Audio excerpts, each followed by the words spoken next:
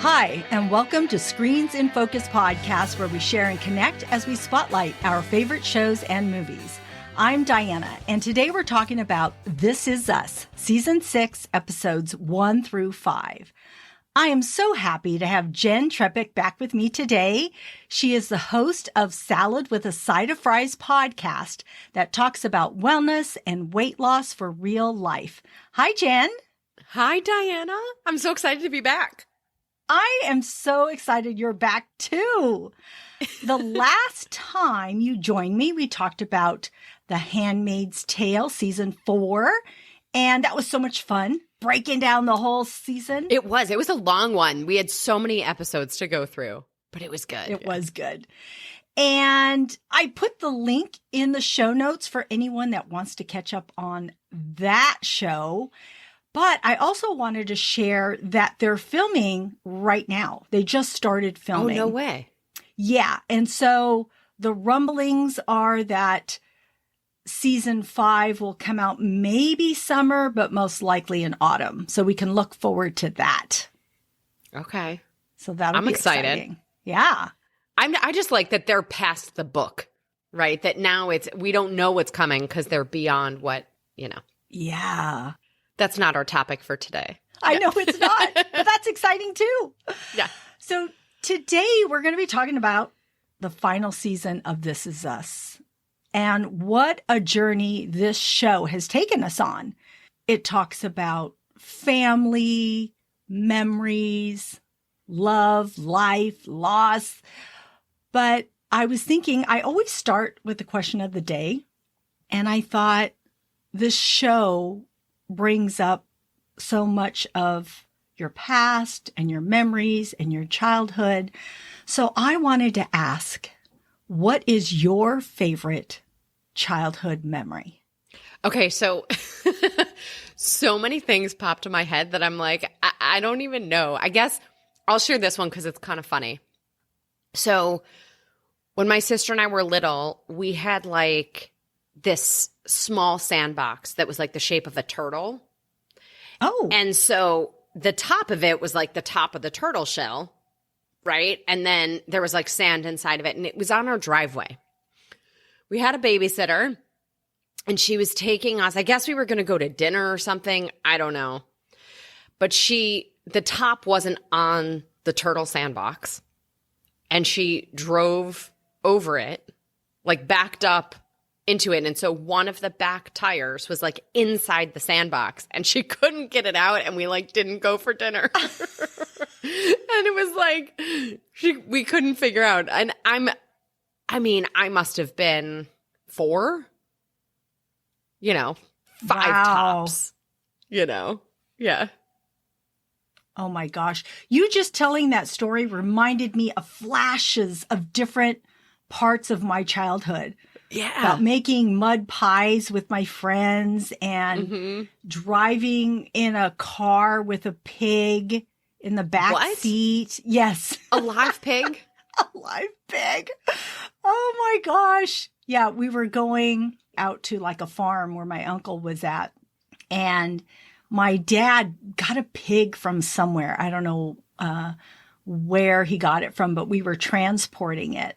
And it was about an hour and 45-minute drive. And me and my friend were going with my parents, of course, because we had to. I had to go with my parents. Right. And I invited my friend. And so we sat with the pig in the back seat all the way. And at the beginning of the ride, we were terrified of this pig.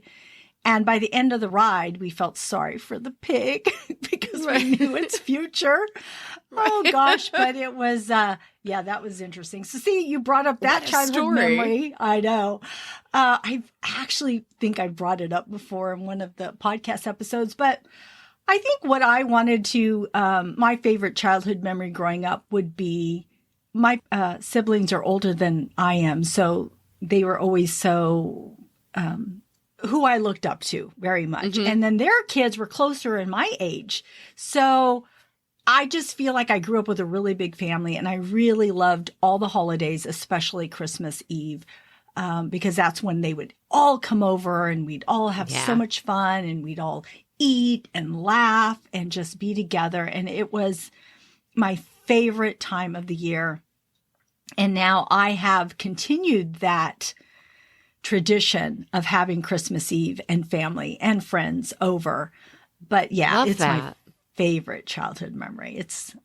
Those are great. Those great ones you have, when you're a kid. So friends out there, tell us yours. We would love to know. What is your favorite childhood memory? You can leave us a comment on Twitter at @in_screens or on any of our socials. You can follow us on Instagram and subscribe to our website. The links are in our show notes. So Jenn, I love this show. This is us. And I remember watching the very first episode and how at the very end of that first episode, my jaw was on the ground because I was so excited that this show surprised me. Yes. Everything came into focus at the very end, realizing that there was a relationship between all of these characters and how they intertwined, and dealing with different time periods and seeing the impact of a single decision or moment that was made in the past and then seeing it in the future. And I thought to myself, this show is brilliant.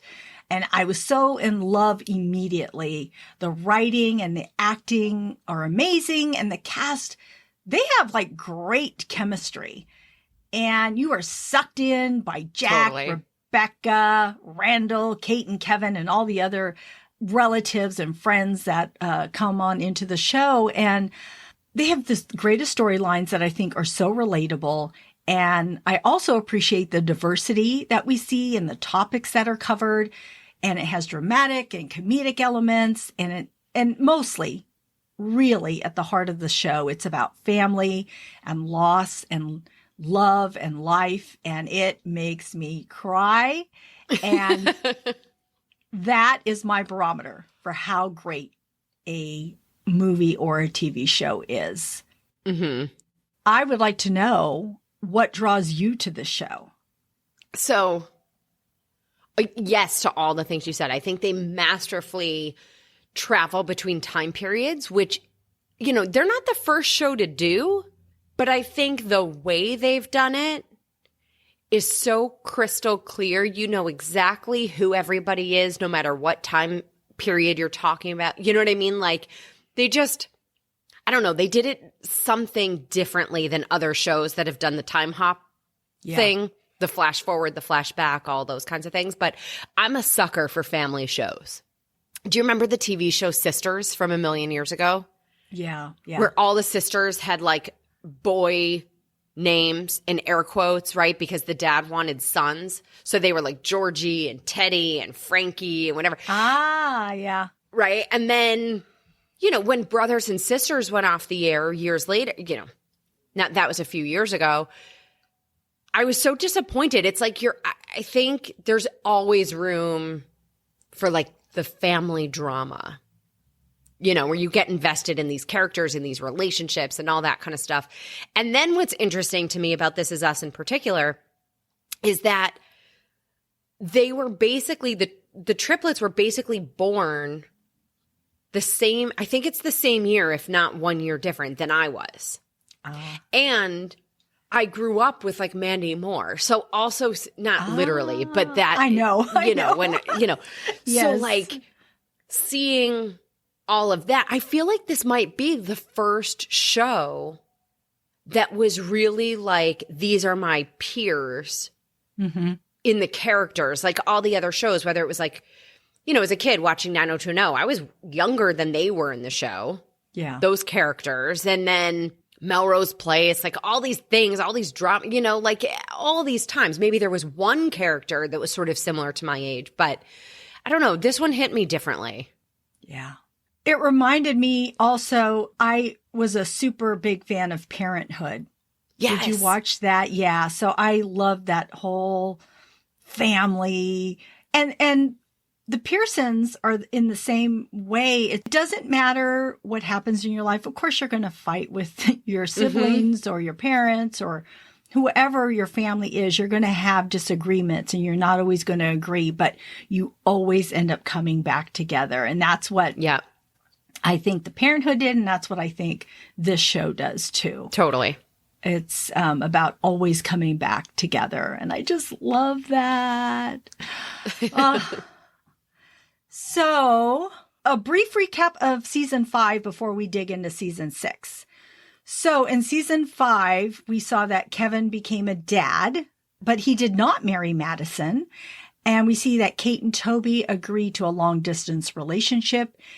And it appears that they divorce and Kate marries Philip, which is so out of the blue. Right. And then Randall learns about his birth mother, which I thought was a really cool thing to learn. And Kevin and Randall make amends, because I remember at the end of season 4, I thought, oh my God, they're never going to come back from this. But they did. Thank goodness. And I know. And of course, Rebecca's Alzheimer's progresses, and she asks Kevin to build her the house that she always wanted. And so let's dig in and talk about season 6, and we'll break it down by episode. So if you're not up to date, you can follow along and just stop the podcast and come back when you've gone through all 5 episodes. And there are spoilers ahead. I was just going to say, or enjoy the spoilers. I know, right? Exactly. I've done that. I'll go listen to a podcast episode of whatever it may be, because I want to know, do I want to watch this or not? And then it'll make me go and want to watch it. So absolutely. So in episode 1, The Challenger, this episode was about the Challenger spaceship explosion when the big 3 were 6, and how they coped with grief then and how they cope with it now surrounding their 41st birthday. And we also start to see the signs of Alzheimer's in Rebecca. And so the opening with Jack and Rebecca with that song, Hooked on a Feeling, I thought it was so cool. And how they were drinking Tang. And I remember having Tang in our household. So it was just bringing back all these memories. But then, of course, it also brings in the national tragedy. I remember where I was when that happened. So as with any tragedy, we always seem to remember what we were doing. But I think that this particular episode really concentrated on Rebecca. And it was heartbreaking to see her struggle in this episode. And I was like right there with her. And Miguel, and Nikki take Kate's kids to the trains, and she starts to tell the story of when she hung out with her dad, and how toward the very end of the ride, she would walk through each train car and get to the last one. And she was about to say the name of it, and she couldn't recall the name of it. And during this episode, she keeps revisiting that memory and cannot recall the name of that last train car. And it was so heartbreaking. She would read a book to the kids,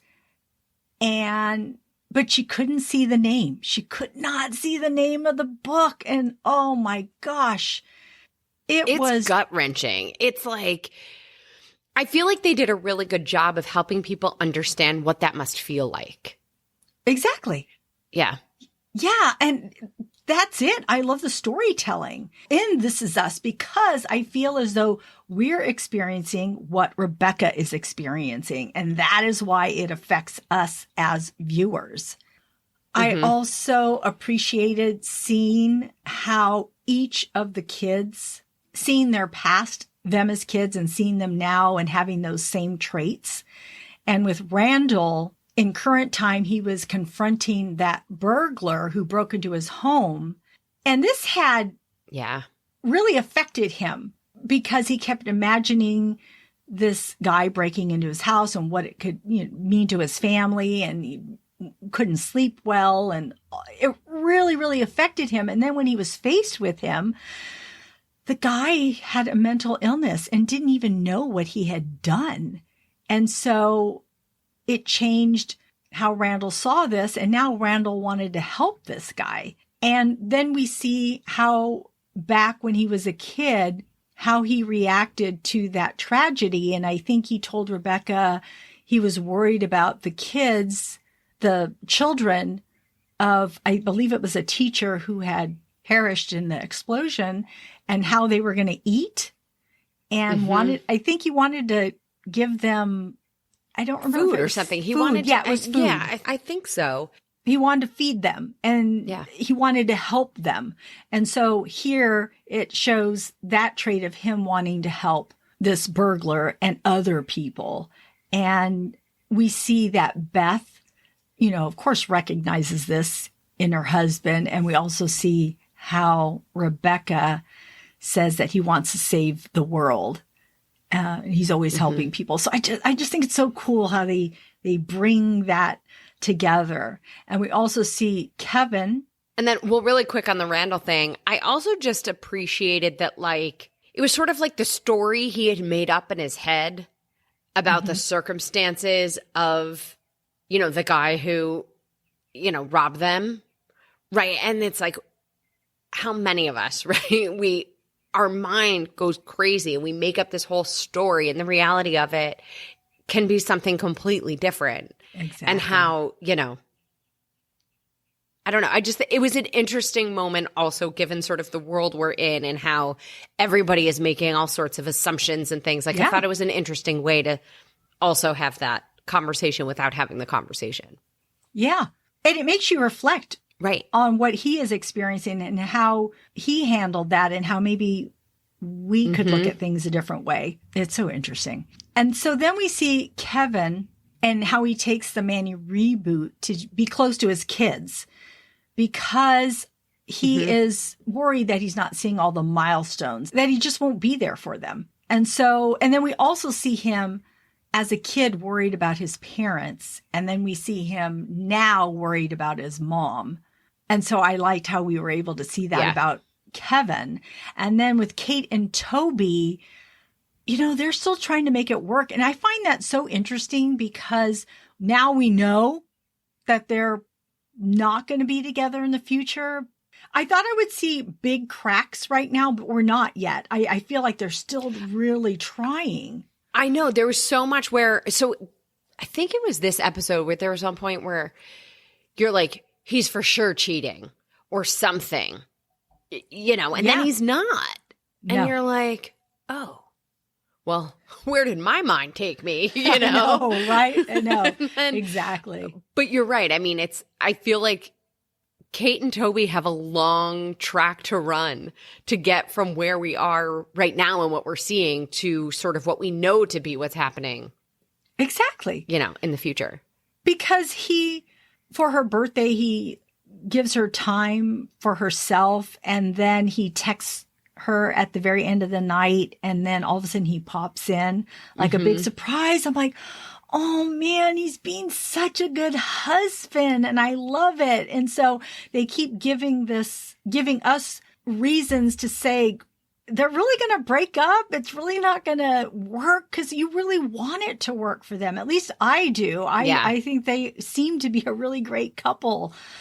So I love that about them. But at the end of this episode, it circles back to Rebecca trying to figure out that word that she can't remember. And it's at bedtime that she can finally see the word caboose and says it out loud a few times.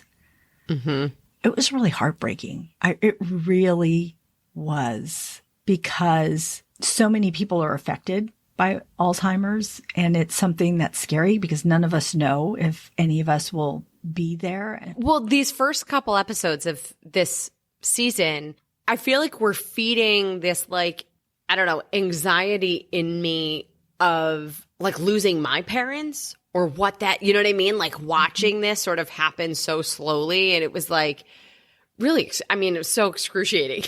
Yeah. But it like fed this fear of where we all are with our families and those relationships, I think. Yeah, so true. So, all right, should we go to episode 2? Yeah. All right, so episode 2 was One Giant Leap.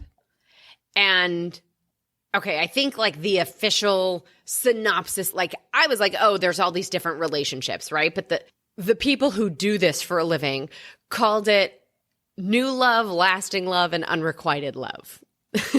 So first there was Deja. So she tells her parents, Randall and Beth, that she's going to study at a friend's house, gets on a bus, and travels to Boston to see Malik, her boyfriend. And, you know, I thought it was so sweet. Like, you know, they're definitely all excited to see each other. And then, you know, he's trying to be a dad and go to college and all of these things. Like, you see his overwhelm.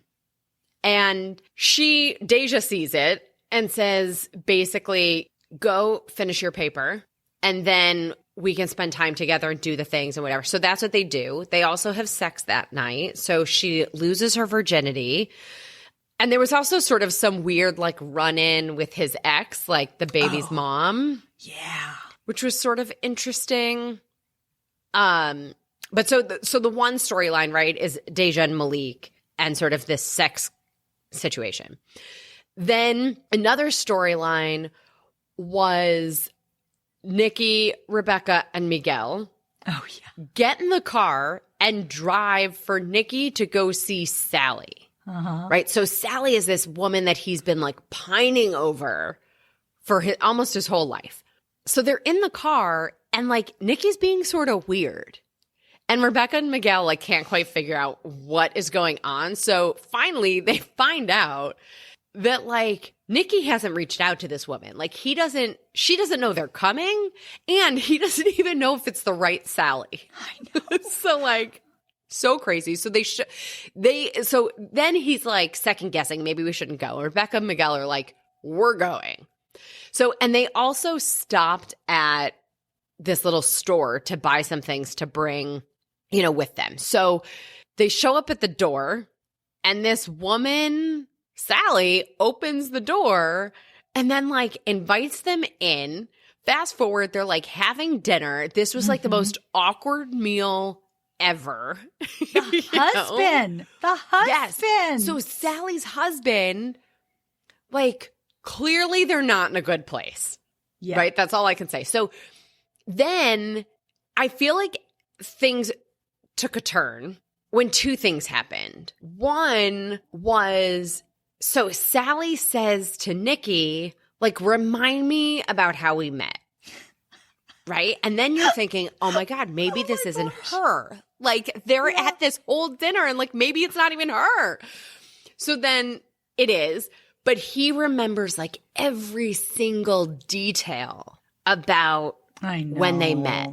Yeah. You know, and it was so sweet, but it's so interesting how like some things mean a lot for people and they remember everything. And other people, it's like onward, you know. I know. So then Sally makes this joke about Alzheimer's. And even watching it, you sort of like hold your breath. You're like, oh no, right? So then Rebecca's like, well, I have it.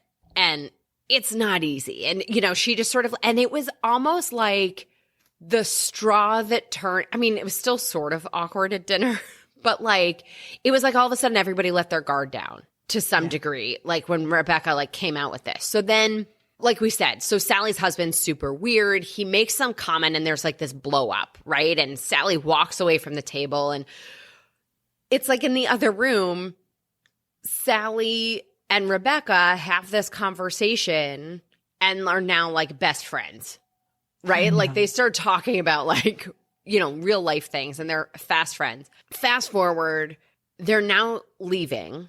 And that's when Nikki tells Rebecca and Miguel that he's actually going to leave. You know, he's been staying with them, but he's actually going to leave and go back, you know, to the East Coast and, or not quite East Coast, but go back East and supervise the build of the cabin, right? You know, my favorite line, he's like, Kevin needs an adult there, you know, and it's so funny because Nikki in this whole thing was like the opposite of an adult. Yeah. You know, in this whole episode. But what's interesting, right, is that then we see Nikki on the airplane flying back to Pennsylvania, right? I think so. And there's this flight attendant. And you see her name tag, and her name is Edie, and they start to like flirt a little bit on this flight. And then there's like that flash forward to that we keep seeing when everyone's arriving at the cabin. Right? And Edie arrives in this flash forward, and she hugs Deja. Randall, you know, she asks Randall how Rebecca's doing. And, you know, I think they want us to think that this is Nikki's wife in the future. I don't know that it really is, but there's definitely something that comes of Nikki and Edie. Yeah. And then the last sort of relationship is Rebecca and Miguel. And I feel like this is sort of maybe the first or one of only a few times where they've dug into their relationship and their dynamic, especially as it was starting after Jack died. And so on their drive, when Nikki's sort of ruminating over like, is this even Sally? Rebecca has all these flashbacks in her head of like going on drives with Jack. And we also saw in the beginning of the episode, she kept telling Miguel to like take out the trash. Oh, yeah. And you're like, oh, it's the Alzheimer. You know, like, does she not remember that she told him already to take out the trash? And like, you know, bless him. He just says, you know, responds every time like it's the first time she said it. But what's interesting is that later at the dinner, there's this conversation where one of the things she says that's so hard about Alzheimer's is that even when it's supposed to be all about the important stuff, the big stuff, she's still sweating the small stuff, like taking out the trash. Right. And so then you sort of realize, like, she knew, like, we're assuming she doesn't even know she said it. Like, now she knows she said it, but she's like ruminating over it or whatever. You know, she can't let go of the little things. She also, then I loved this. So then when they're at this dinner and then she and Sally are in the other room talking, you know, Sally was talking about her relationship with her husband, and Rebecca says, I struck gold twice. Yeah.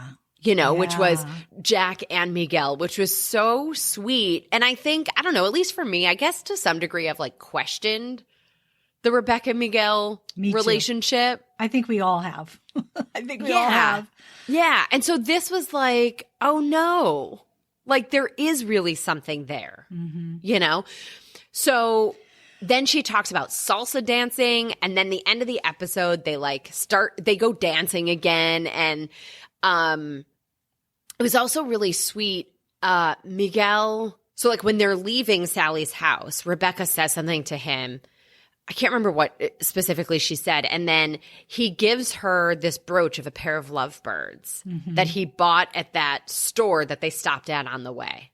And then when they get home, you know, they start salsa dancing again. And it was just so sweet. And I just appreciated finally sort of digging into their relationship, which, like I said, I think this was maybe the first time that's happened. I think so.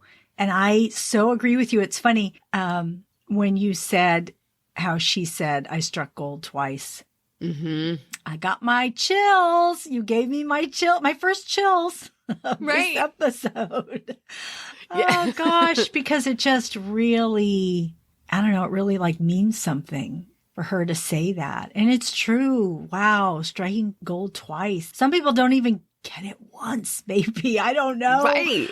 But the fact that she feels that way, that's amazing. And I feel like we're going to learn so much more about her and Miguel, which I think is really cool because, yes, in the very beginning when we saw it, I don't even know which season it was, but we're like, what? And even the kids have trouble with it. You know, they're like, oh, you're like swooping in. You saw your moment. You know, our dad's gone kind of a thing. Like, yeah. Well, I think Kevin's the one who kind of said that, right? Yeah. Probably, yeah. So, yeah, I don't know that I saw it from either of the other two. I'm not sure, but. I don't remember either. But it's all, you know, I think it's also interesting because with Alzheimer's in general, there's so much that it's often harder on the caregiver with diseases such as Alzheimer's and dementia and things like that. And so I think it was an important story to tell about Miguel and their dynamic so that we can understand how things unfold as her disease progresses. Yeah, absolutely. And also I took note of her and her scarf. around her neck and her worrying about her aging. I just thought, I feel ya. So they stopped salsa dancing because some girl like commented on their age, or really Rebecca's age. And so then now it's she's like so self-conscious of her age. So yeah, it's all the little things, like we're understanding the why behind all the little things that these characters do. Yeah. And how we relate. We totally relate, right? And so, yeah, and I love that they started salsa dancing again. Yeah. I thought that Wait, have you ever really seen that book? Like your neck shows your age or something like that? It's like your neck and the back of your hands are like how you can actually guess someone's age or something like that. But there was a really funny book. I can't remember that now. Forget I even mentioned it because I can't remember the title of the book. I'm going to have to go Google this. Do not look at the back of what is it? Back of your wrists or whatever it is? Yeah. I'm going to hide. I'm going to wear a long sleeve. I'm going to wear gloves. Right. Totally. Moisturize. That's the key. Okie dokie. Right. All right. You're like, if you say so, whatever. Yeah. All right. Let's move on to episode 3, which is Four Fathers. And so we get to see how Jack, Randall, Kevin, and Toby cope as fathers. And so Kevin, oh my gosh, he's trying to be the best dad and make every milestone. But Madison says, we aren't together and one of us is going to feel left out at times. Mm-hmm. And so I think Kevin's really going to have to adjust his expectations here, because I think he's just expecting to live up to his dad and how he sees how his dad was as a father. So, and that's not going to happen for him because, yeah, he is not with Madison. And we also see Randall struggle to come to terms with Deja becoming a young woman, because there's where he's so excited that he gets to teach her how to drive. And as they're driving, he just seems so happy to be with her. And I think he told Beth, God, I'm so happy I'm going to get to be like basically trapped in this car with my daughter and spend this time with her. Totally get that feeling. I know what that feels like. Yeah. And so I understood where he was coming from. But then, of course, here you have Deja's phone, her text to audio from Malik, and he, finds out that Deja lied to him because Malik says something like, my bed is too big without you here. Oh my gosh. Deja wanted to shut her phone off so bad, and Randall's all eyes on the road, hands on the wheel. I was like, oh my gosh. Oh my It was such a human moment for both of them. And you felt, it's like they're such good actors, right? Like you felt that trauma of the moment of her wanting to like crawl in her armadillo shell, like just. Yeah. Yes. And I think Randall didn't want to react because she's driving. So he can't go off, right? He has to keep it composed. So they're both trying to keep their composure while they both just heard something huge. And a side note, Beth had me roaring with laughter. I love her so much. I know. She's all, let's kill her. Let's dig a hole in the backyard and bury her. I was dying. And it's her delivery. She is so good. I love it. We also get to see Toby, how he takes the parenting reins while he's there for the weekend. But the routine has changed since he once was the stay-at-home parent. And so he doesn't abide by what Kate says about their schedule, and later pays for it by not being able to attend the recital with Kate. And I thought to myself, great, another moment she spends with Philip and gets to be with him and talk to him and connect with him. So I wasn't like, no, Toby, you don't realize what you're doing.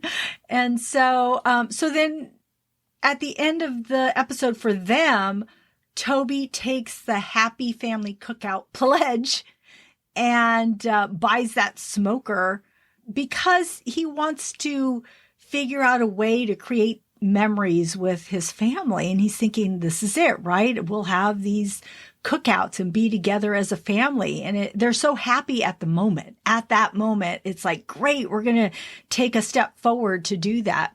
So we see Jack Damon, who is their son, and he is an adult in this flash forward, and he uses the smoker. And Lucy says, this is the literal symbol of the day your mom and dad's marriage blew up. Oh, you're like, what? And then she comments on a scar on his head, and it eludes. I felt like, I was like, did I miss something? When that happened, I was like, has that happened? And I'm just not remembering. No. Yeah, okay. No. But something we're going to see, it appears that something happens, blows up, and maybe somebody throws this. I don't know. Something happens, but something flies and hits him. Something explodes. I mean, who knows? Yeah. Who knows exactly what happens? But this smoker and his family, something big happens with all of this. And he has a literal scar. And, but he still seems to be happy with the smoker. So it's not all, either he's turned it into a positive somehow. Right. Like it still has these memories for him. It still means something. It does. So that part's on a good note. And then we see Jack take his kids to the theater because he's feeling he's working too much. And I loved his conversation with Rebecca, and he's all, how did this happen? How did I become this dad who, wakes up before my kids do and comes home when they're in bed?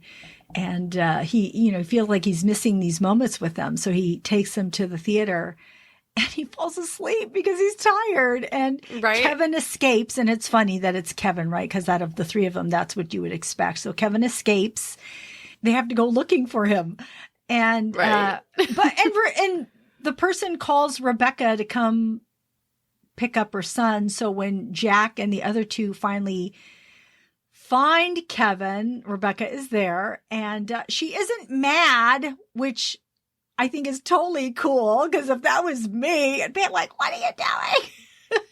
Losing our kid.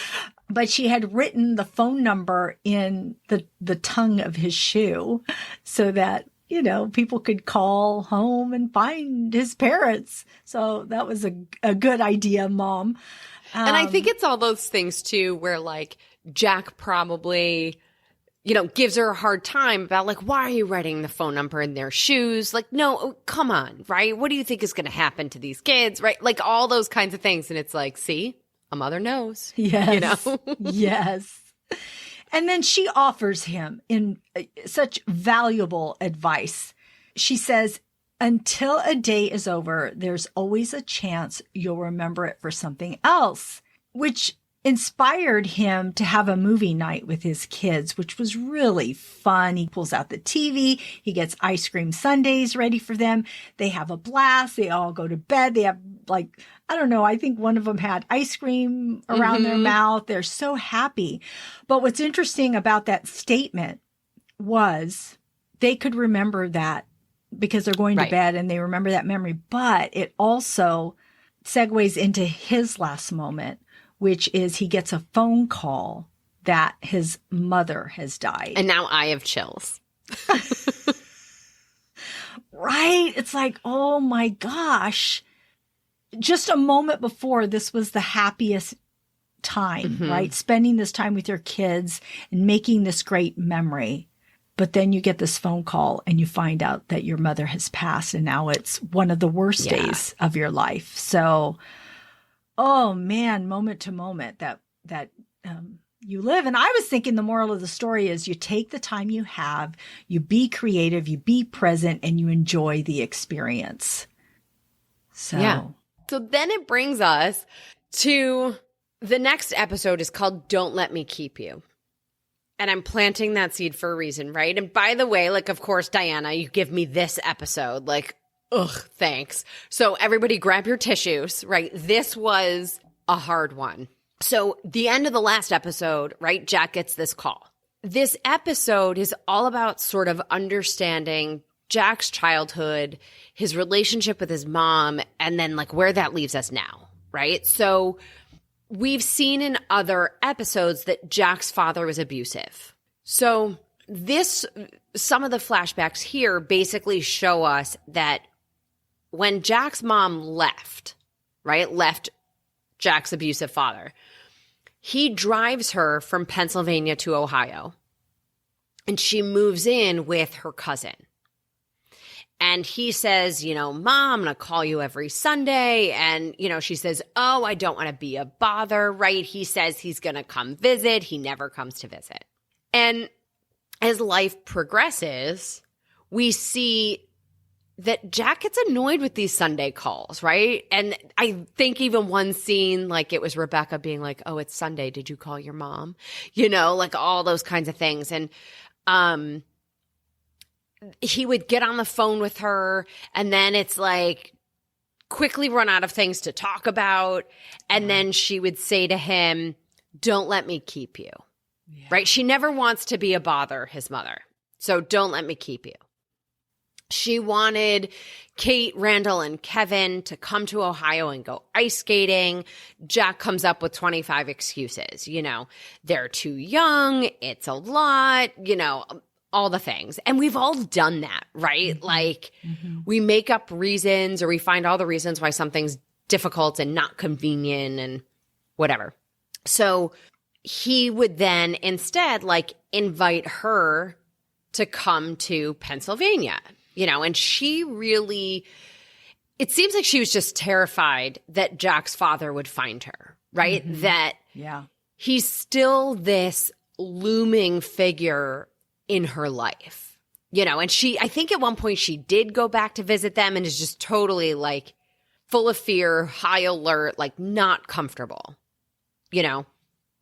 So now present moment in the show, which is still a flashback, but so Marilyn passes away, Jack's mother.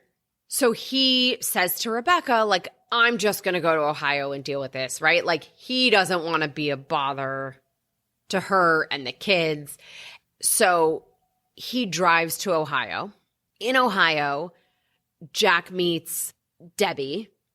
She kind of says, took 13 years for you to come here. I know.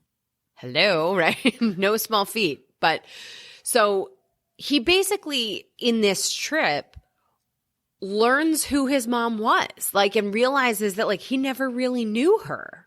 She loved poetry. She had this cat. She had a boyfriend. Mm-hmm. And it was interesting, too. I think they really showed how she really thrived and, like, came alive when this figure of, Jack's abusive father wasn't there.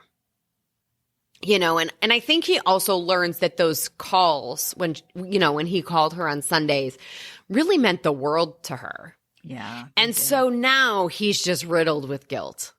It's just a lot, and it's all sort of coming back to him, and he really blames himself. And then the question is the abusive father going to be invited to the funeral, right? Or do we tell him, that she passed away and all these things? And so Jack says to the cousin, like, let me call him, right? So Jack tells him and blames him, and then tells his father not to come to the funeral. The father says, I might show up anyway, but he doesn't. So to some degree, all's well that ends well on that front. So that brings us to the funeral, right? And Jack has to write this eulogy, of course. And the whole episode, he's sort of struggling with what to write because he has this guilt, and he's realizing that he, is just really learning about his mom. And, then he has this call with his dad and says, don't come to the funeral, right? So then he calls Rebecca after that phone call. And he calls her for help to sort of get his thoughts together to write the eulogy. And of course she does, because that's what she does. Yeah. And the next scene or whatever, we're like at the funeral. Jack stands up, he walks up to the lectern or whatever you want to call it. sort of looks down and like takes a deep breath, looks up, and as he's trying to like get the words out, Rebecca and the kids walk in. You know, and it's then, of course, it's everything Jack needed, and he finds the words. And so he thanks his mother's friends for helping her build this house and a new life and a better life. And it's really, you know, what Rebecca and his kids have done for him. And it was really sweet. And like, you know, he ends it with saying, you know, don't let me keep you, Ma, you know, and it was like full circle, gut wrenching, eyes tearing, right? Pouring the tears. And so then now that Rebecca and the kids are there, you see he takes the kids ice skating like she always wanted to do. And we also get a flashback of Jack as a kid when he broke his sled, and his mom, you know, really protected him and promised that she wouldn't tell his dad so that, you know, he wouldn't get hurt by his dad. And after that, when he was a kid, they ate hot dogs and tomato soup. So now, you know, they do the ice skating thing, and then Jack makes the triplets, you know, the same meal, right? The hot dogs and tomato soup. And then, so while they're eating this meal, it's like it all hits him, you know, and he walks into the other room. Rebecca goes after him. And this is when I was totally gutted. And he just says, you know, I don't have a mom anymore. And he just breaks down and sobs. And I mean, like I said, I was totally gutted. I'm like, I can't breathe watching this. Like, I can't even. Yeah. And then, because he is who he is, he pulls himself together after a couple minutes, you know, and he goes back to his kids who are eating their hot dogs and tomato soup. Like, you know, it's all fine. Everything's no big deal. Man. Right? Yeah. Oh, so it was a heart-wrenching episode that gutted me as well. I think this was probably one of my favorite episodes. Yeah. And when I watched it again, even though I knew it was coming, tears streamed down my face again. Losing a parent or anyone is so hard and unfortunately very relatable. Plus, Milo Ventimiglia as Jack. Oh, man, he's so moving. He's so vulnerable and authentic in this moment. And I appreciated him so much when he said, what does he say? I don't have a mom anymore? Or I think so.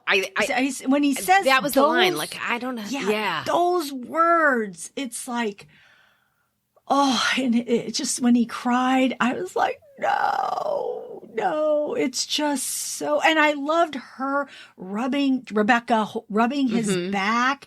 She doesn't say a word, which I think is actually perfect. I think how she handled that, how she handled giving him space, giving him advice earlier on in the episode, how she came because she knew that was the right thing to do with her kids.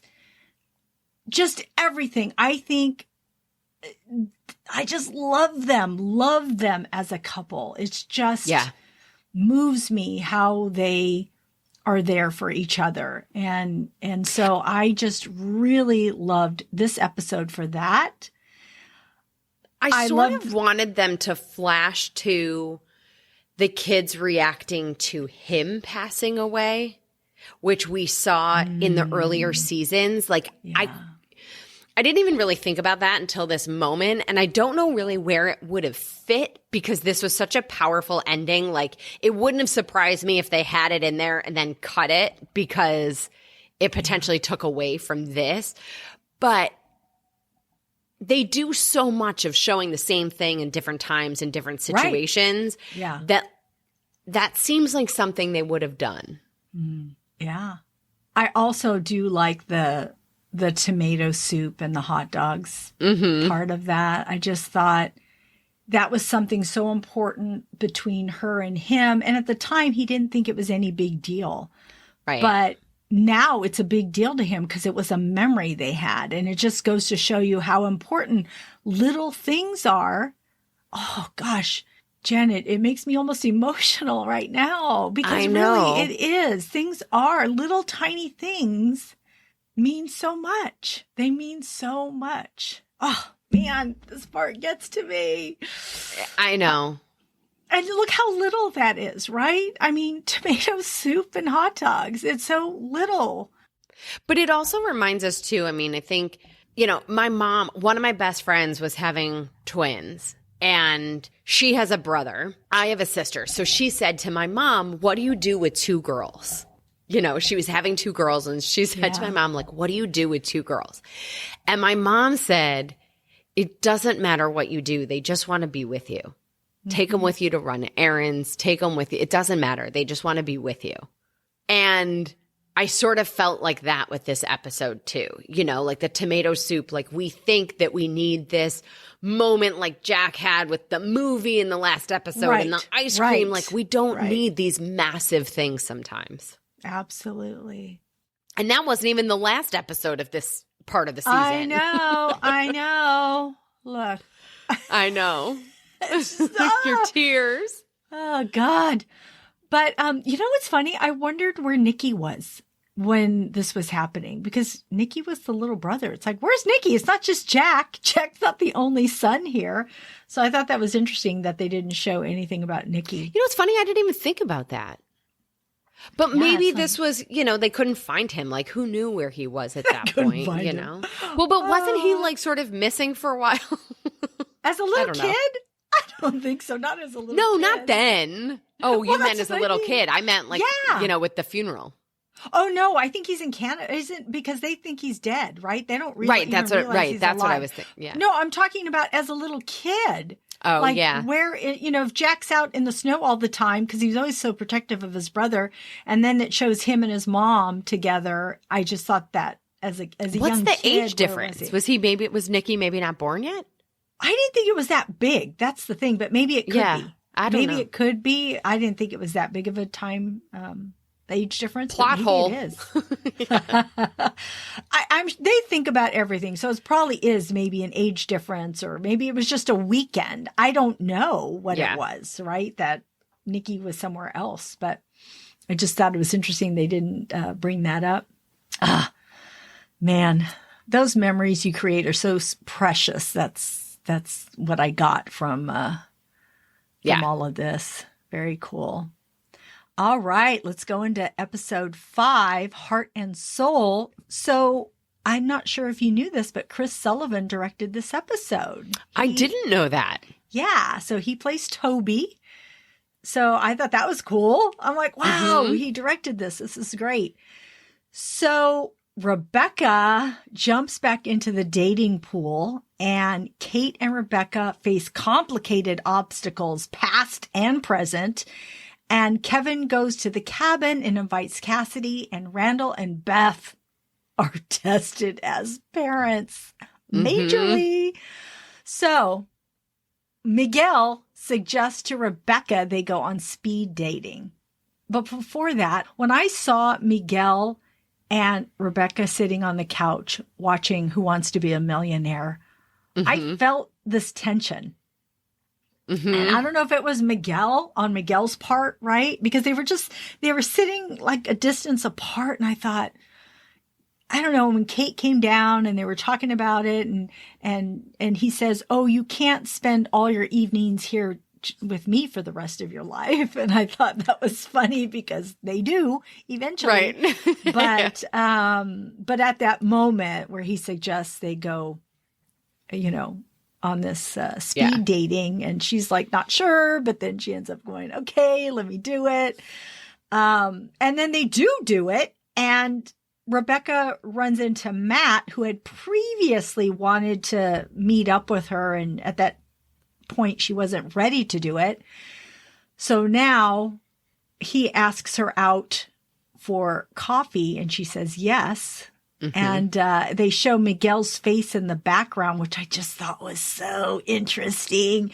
He's all smiling, but you just know these little wheels are turning in his head. I don't know if he's quite there, but I think there's something, right? I think he's protective of her, or at that point, I'm not really sure. But I just think it's kind of cool just to see his reaction and see how Rebecca goes through this. And Rebecca, when Matt drops her off after having coffee and they hug, she is so happy. And I really felt that. I felt that from her. And then she goes in.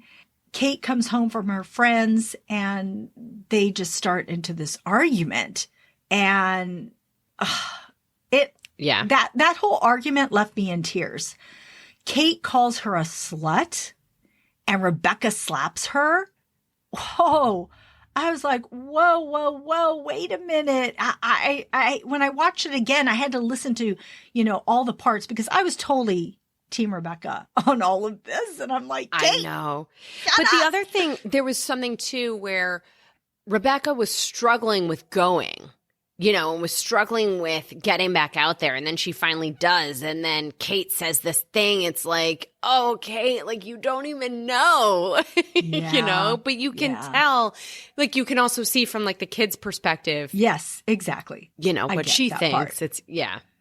Yeah. So, I mean, I understand Kate was having all these, because it's her dad is gone and she's still dealing with that grief. But, right. We also see the struggles that Rebecca is having. But I think at the same time, right, neither one sees the other one's struggle at this point. Right. And so they're just, going about their daily lives. So after Rebecca slaps Kate, of course, she's devastated by, what she just did because it was an automatic reaction. So she calls Miguel and then she says that the grief is deep and unbearable. And she just is crying. And we see that Kate overhears her. And so a little bit later on, she goes to Rebecca, who is playing the piano, and she leans her head up against her.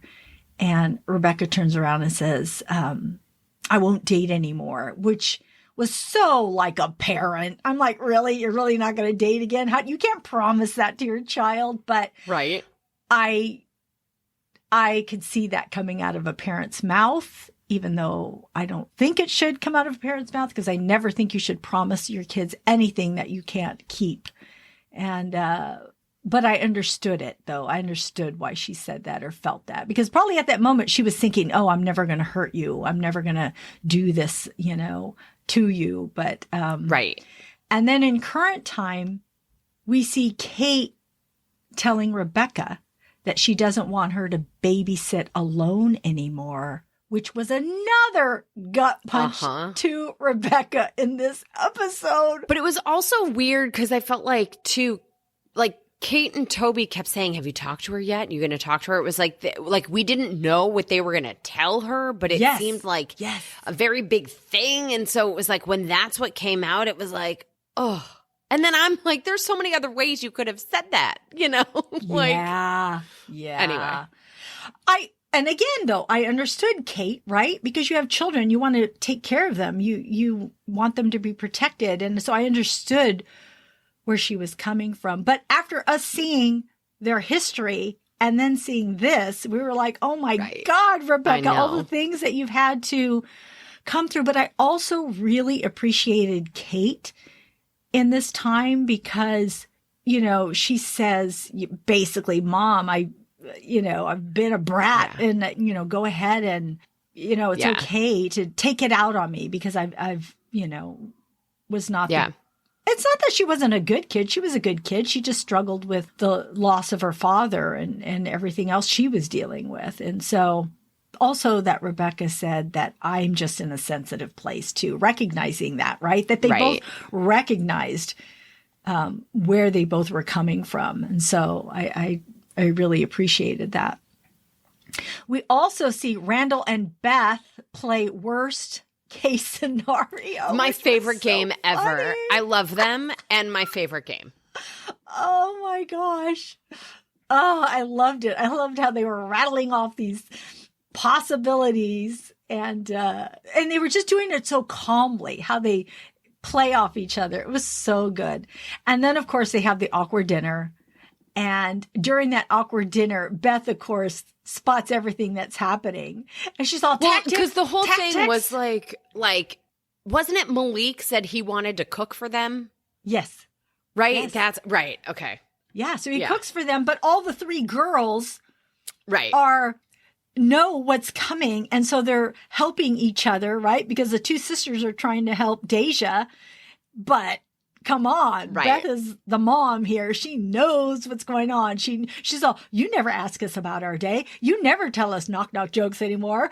I know what's going on. And she's twiddling with her hair over there. Something's happening.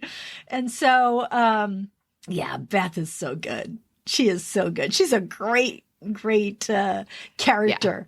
Yeah. And so she makes them come clean. Deja comes clean, says, that she wants to move to Boston and she wants to finish school this semester and do the rest, graduate early and just go.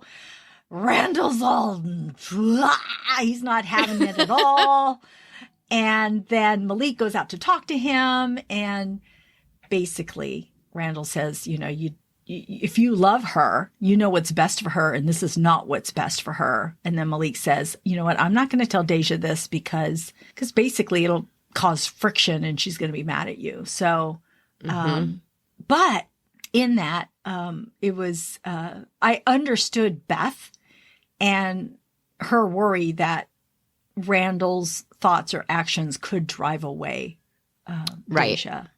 And this is huge in parenting, because you have to find this balance of doing what you think is best, but also listening to your child. And that is a really hard balance to do, because you have all this wisdom and you can't see the future when you're in that moment. So you have to make the best decision possible. And it's hard. It was also interesting to me. So, sort of separate. So like Beth sends everybody else away from the table, and then they're there. And, she's saying to Randall, like, I can't remember what the exact line was, but it's basically like, don't drive our daughter away. Right. And it was one of the first times or few times that Beth has referred to Deja as our daughter. Yeah. I've seen that happening too. I've taken notice that they truly treat her like their own. Yeah. They really do. They're heartbroken when things happen, and they really are there for Deja as parents, which I think is so cool. Yeah. I think Randall had said it earlier, the moment you came into our lives and where you are now, I still see you as that child when you first came into our lives. And it wasn't that long ago. So it's interesting to see their journey and how much they love her and how much she loves them. So, and I think there's this fear probably too, like not said anywhere, but probably that if she does this, like, is it closer to things her mom did or her, are they not holding up their end of this agreement to some degree, right? Like it's a very loaded situation, I feel like. It is. It is. It'll be interesting to see how that plays out. I'm hoping that Malik will be the one to say something. I really do. It'll say a lot about him if it's him. So that'll be interesting. We also see in Kevin's storyline in this episode that he's super bothered by Elijah, right? Taking in, and I can see that, he gets to witness these things when he's not there that his kids are doing. So I get it. But he invites Cassidy to the cabin and she asks if sex is involved. And he says he's good either way. Of course, right? It's Kevin. And then they meet Edie. And so I thought that was kind of cool. Oh my God. They made me laugh so hard when Kevin and Nikki were in the kitchen area and talking about this. And Nikki's worried because he says he hasn't been with a live woman in a long time. Right. And Kevin says, a live woman? Oh my God. I was roaring. It was so funny. So I thought that was kind of cool, right? To see just Nikki in that whole scenario with Edie. So, but then we see that Kevin and Cassidy go out for ice cream, and then he goes to hold her hand and she pulls it away, and then he's wondering, and then she says, well, sex is okay, but not this, and I don't want you to blow up my life like you've blown up the other lives of the women in your life. And he's like, what? And she's all, well, you married one, then you divorced her, then you almost married her again. And then the other woman that you're about to marry, then you couldn't say you loved her. And so, you're blowing up these women's lives. And totally. So I thought it was actually really great for her to just say it all to him. Mm-hmm. I think it's what he needed. It's what I really like her for him. I wasn't sure if I did or not, but I like that. But I understand too, what she's saying makes total sense, right? Because she lives here and has a child, and he lives there and has a child. So it's not going to work anyway. So this isn't going to work. So why jump into something that's not going to work out? And well, at least that's how we see it at this point, right? And she says, don't blow up my life. Leave me in peace. So it'll be interesting to see how this all plays out too. Oh, I really appreciated the musical thread throughout this whole episode. Yes. We see Rebecca teaching Kate the piano when she was young. And then in the middle, we see Rebecca plays piano at the school. And then at the end, Kate asks Rebecca to teach little Jack piano. And, again, it's that creating those moments. And I thought that this was so important on so many levels. And also that Rebecca says to Kate that timing is everything. And that if Jack hadn't walked into the bar where she was performing, that none of this would be what it is. So I thought that was cool. Said like a true matriarch, Yeah, exactly. Okay, we've wrapped up to episode 5 as of now. So do you have any other thoughts or tidbits on these episodes? It's interesting. Like, we're nearing sort of the end of this whole series, right? And I feel like I need more from Kevin. Like, I'm a little bored of his storyline. I'm a little bored of his same stuff over and over. I will say there was a little bit, he called Elijah, right? The new boyfriend. Yeah. And, said a couple things about being with Madison and some of Madison's stuff that he knows. And I thought that was really sweet. And it showed his growth. But, like, I need more. Like, he's got to get somewhere. I feel like the rest of the characters are moving faster, further, and he's sort of stuck. I agree with that. Hopefully, I think having his kids have probably changed him. And so maybe we will see where that goes for him. It'll be interesting to see Kevin's storyline play out. For me, I was having a tough time with Toby and Kate's divorce because, like I was saying earlier, that I just see all the things that are good between them. I have read that even though they part, it won't be anybody's fault. Like, we won't see it. Oh, it was that they did this and that's why they broke up. It won't be that. It'll be that they just grew apart. And, but which I guess if they have to split up, I guess that's the best way to do it. Cause I don't want to blame either one of them. I think that they've been really good for each other. I think he's really built her up a lot. He's always supported her, which I love about him. And that's why I wanted them to keep going, as a married couple. But I had also, forgotten about his depression. And how he was dealing with that. Yeah, because they really haven't touched upon that. So he's been fine in that regard. So we'll see where this goes, because at the end we see, or what we see at the end of where Rebecca is at, I think we only see Toby there, right? We don't see Kate. And so he's still in the, I don't know, everybody's life. Right. He's still in the orbit. Yeah. Yes, exactly. So, and of course I'm told, or not I'm told, but I've read that we'll get to see more about Philip and why he's so, because he's kind of come off as a snob with issues. And I think we get to learn more about him. Just like how, well, probably not just like but how Miguel has grown on us so much. How before he was just this guy, he was just, Jack's best friend, and that's all he was. But now we learn so much about him and how much we care about him because of the way he takes care of Rebecca and the family and everybody else. And so maybe that will happen with Philip too. That's what they are giving us anyway. So it'll be interesting to see that.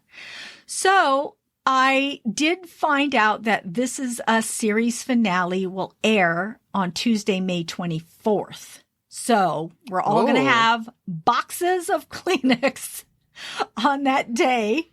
And I would like to know, what do you hope to see in the rest of season 6? And can you give me a prediction?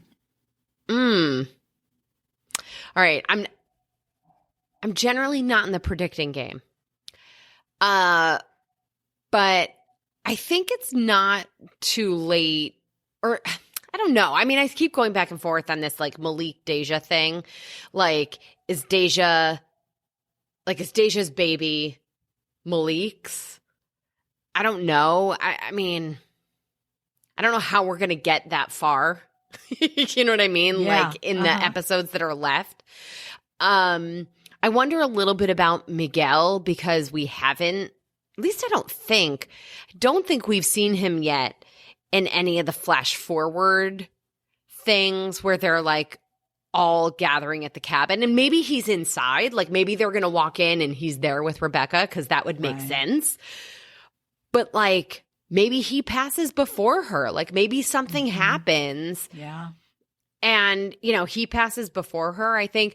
But I want to see either a spinoff with maybe some of the kids, that will fill in pieces of the story that they're not going to have time to get to right in the next few episodes. Yeah. Or that maybe they give some attention to the plot lines of, Rebecca's grandchildren, to get from where we know them, as kids, to the adults that we're seeing show up at the cabin. Feels like a lot of time and not a lot of time. Not a lot of episodes to cover a whole lot of time. I think we have a good amount of episodes to go. I'm not really sure how many, but I'm pretty sure there's a pretty good amount. So it's not like we only have a couple or a few. I mean, we have some episodes. But yeah, I know. It's like, oh my gosh. What do you think is going to happen? Did you want to bring up Kevin? I guess I think Kevin's still probably going to be single. Like, I don't, like I said, I feel like he's just not progressing in the same way as the rest of the characters. Like maybe I've given up hope that Kevin's going to, have some, thing. I think it's interesting though. I don't know if this is true or if it was rumor at the time, but I heard in the very beginning with Kate and all of her, Weight Watchers and all these things and her weight, I heard it was like written into her contract that she had to lose the weight. Yeah, I heard that too, actually. And they've totally let that go. Mm-hmm. They've barely talked about any of that kind of stuff in a long time. So I'm curious, like maybe that went out the window. Maybe, I don't know, but I was like, oh yeah, what happened to that? But maybe, I don't know if maybe that was rumor. I don't know. I heard the same thing you did. And you're right. They haven't touched on that. So that's interesting. Well, I too can't wait to see more of Miguel's story.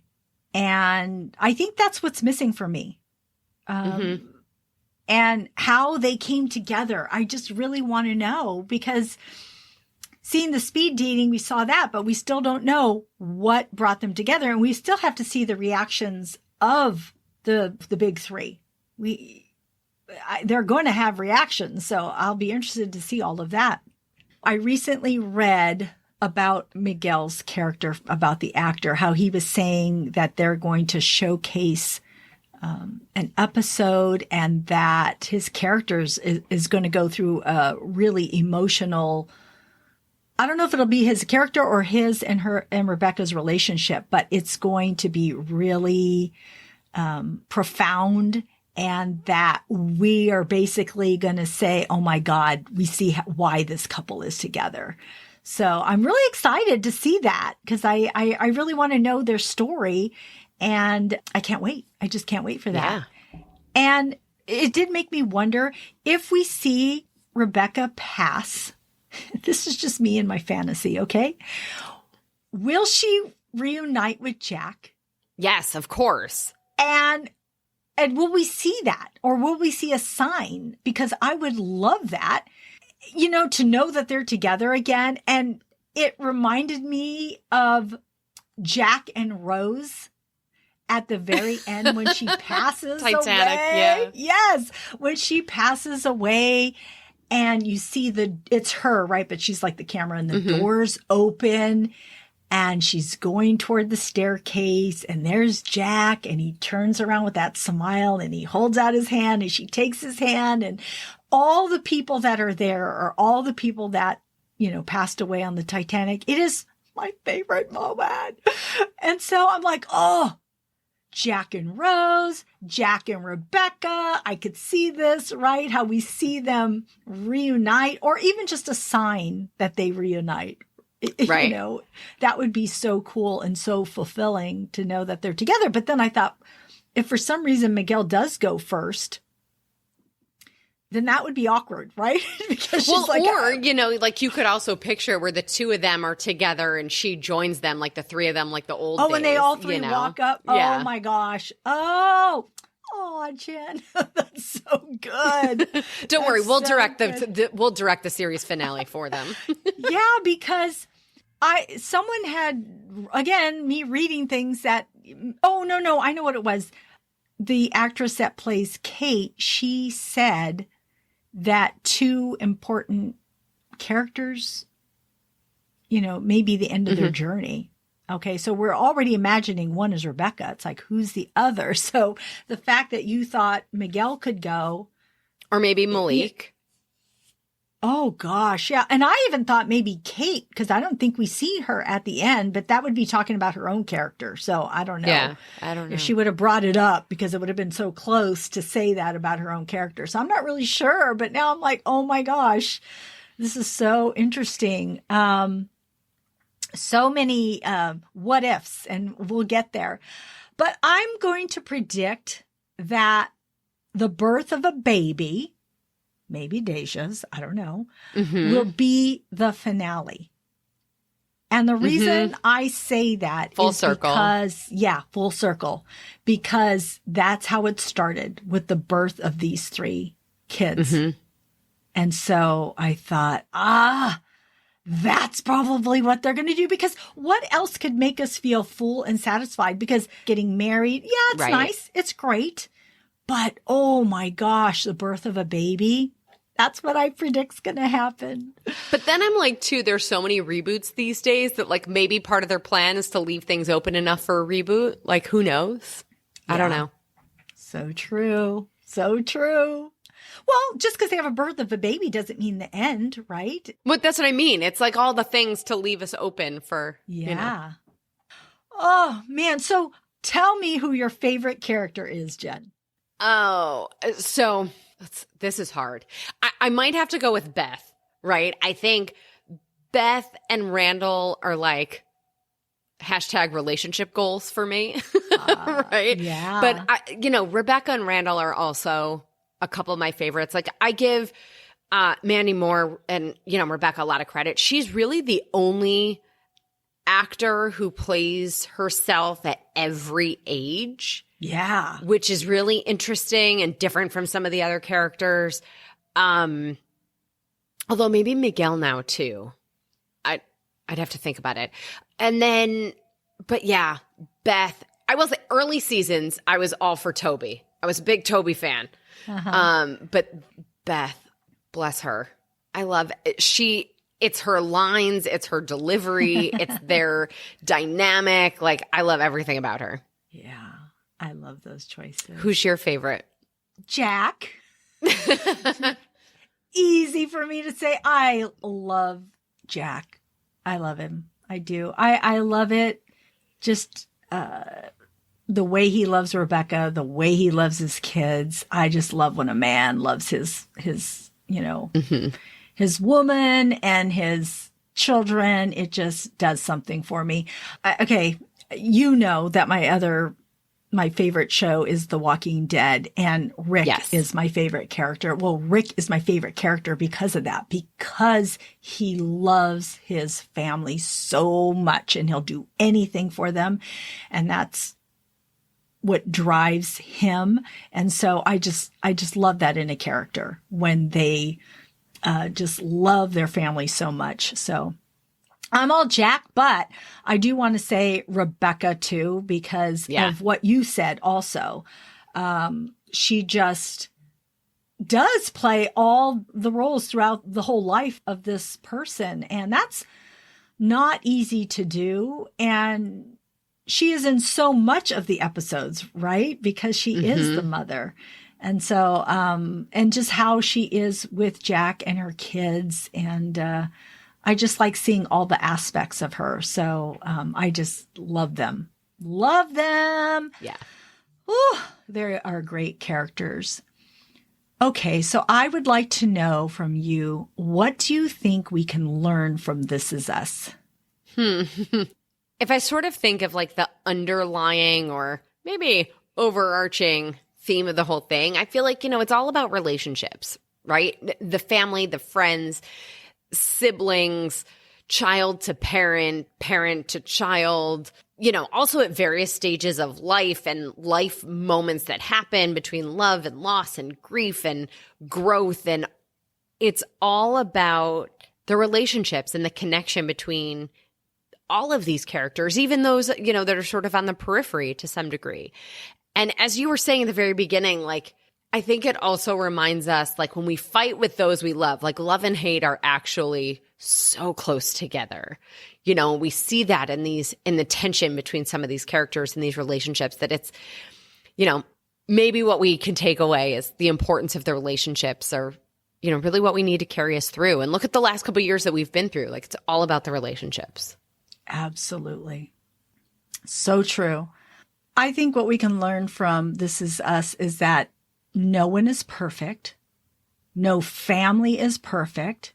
These characters have flaws, but we still love them. And we love them because of their growth as human beings. So I say to everyone out there, cut yourself some slack. Yes. And if you want to change something, do it. It's never too late for growth. And I think as human beings, that's what we're here for. We're here for growth, to learn something and to connect.